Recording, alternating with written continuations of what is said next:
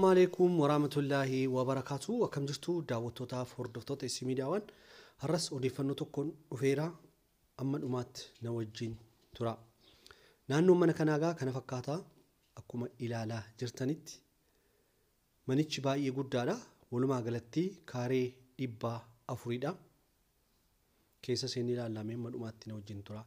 Manni isaa akka daawwachaa jirtanitti manichi kana fakkaata baay'ee bareedaadha. Manni isaa guddaadhas. Walumaa galatti bal'inni lafa kana kaaree 400 yogguu ta'u kaartaa irratti kaaree 140 akka qabiyyeetti yookiin akka hizootaatti kaaree 260 walumaa galatti kaaree 400. Namoonni tokko gisee akkas jedhamu kaartaa inni hin qabne inni 260 kan jedhamu jira. Mootummaan gaa duraan naannoo magaalaa irratti kaaree 200 irratti kaartaa laata.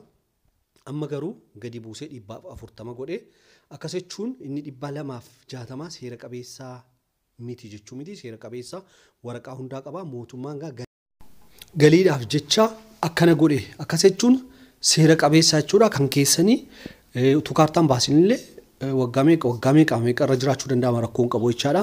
Walumaa galatti egaa kaareen 140 kaartaa qabaa 260 akka hizootaatti walitti kaaree 400. Manni kun kan argamu gaa magaalaa Jimmaa Safarri Addaasaa Bachoo Booreetti argama. Kana bitachuu barbaadan Duwwaa 9 Duwwaa 83 610 karaa toora WhatsAppii na dubbistu. Kallattiin bilbiluu barbaadan immoo WhatsAppii kallattiin bilbiluu barbaadan lakkoofsa jalqabamantii jalqabaa jala bilbila siniin kaa chaanaalii Telegiraamii keenya illee seenaatii maatii ta'a. Gatiin isaa gaa miliyoona 1,800 isa dhumaa dhaabbataadha. Bitachuu barbaadan gaa karaa toora keessaan nu dubbisuu dandeessu. Dabalataan gaa manni biraa jira. Eessayyuu akka hin deemne isin daawwachiisa. Odeeffannoon lammataa gaa mana fuuldura keessatti viidiyoon daawwachaa jirtan kanadha.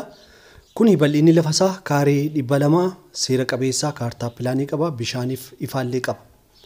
Manni kun egaa kan argamu magaalaa Jimmaa naannoo Qocciitti Qoccii qabalee 5 yookiin qabalee ganda 5 dudduubatti argama. Dudduubii manni isaa akkuma ilaaltan lafa bal'aa qaba. Manni isaa ijaaramee shakilaan kan kaabamedha. Kun akkuma argitan lafa duwwaasaadha. Kun saaloonii guddaallee qaba. Mana ciisichaa, kichinii, shaaworii, mana ciisichaa dabalataallee hundumaa keessaa qaba.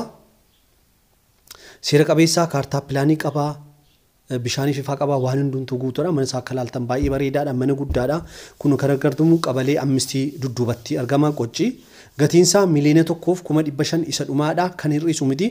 Bal'inaan gaa dirdirii qaba. Hin hir'isa yoo jenne hin hir'isu jennaan isa dhaabbataadha. Gatii isaa ilaaltanii yoo siniif ta'e keessaa nu dubbisa.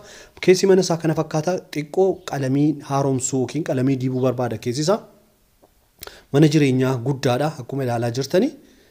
Gatiin isaa miliyoona 1,500 kunis magaalaa Jimmaa Safara Qoccii ganda 5 dudduuba yookiin qabalee 5 basta jaarba bakka jedhamutti argama.